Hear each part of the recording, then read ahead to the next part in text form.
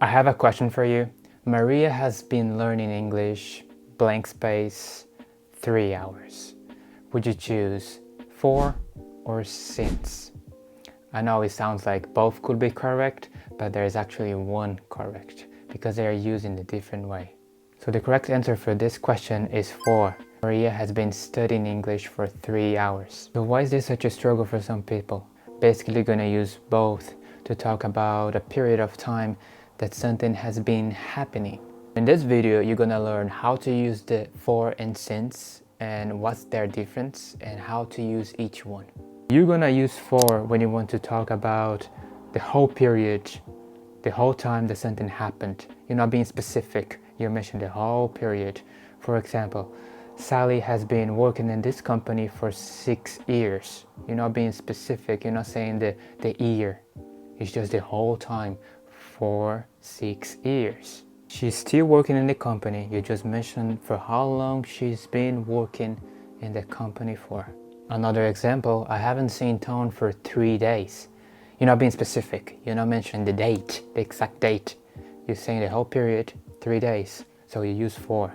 You can also cut it out for. You don't have to use it in some sentences. For example, they've been married for 10 years. You can say they've been married 10 years.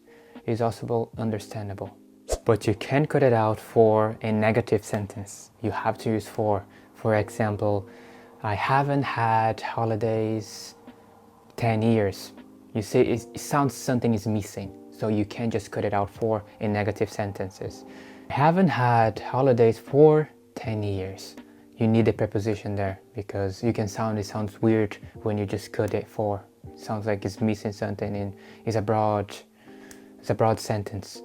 10 years you just throw in the air. Still talking about negative sentences, we can replace for the preposition in. So you have two options here. This is great for your vocabulary.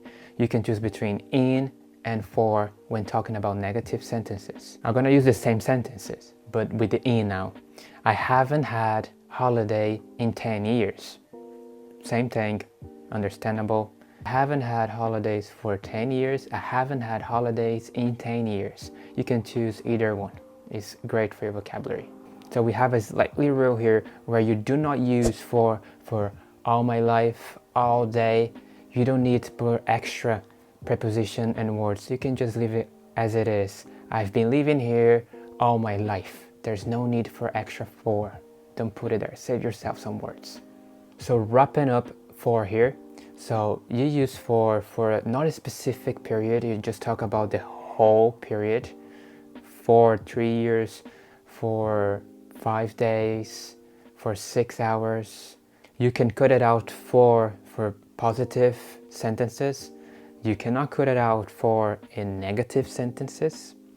And you can replace for in negative sentences. Now since is more straightforward. You're gonna use since for specific dates when something started. For example, I haven't eaten since 8 o'clock. I'm being specific here with the time.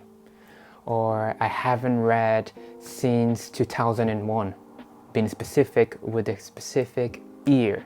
I haven't seen Tom since Monday. I'm being specific with the day, Monday. And that means that I still not seeing the person till now, to the actual moment.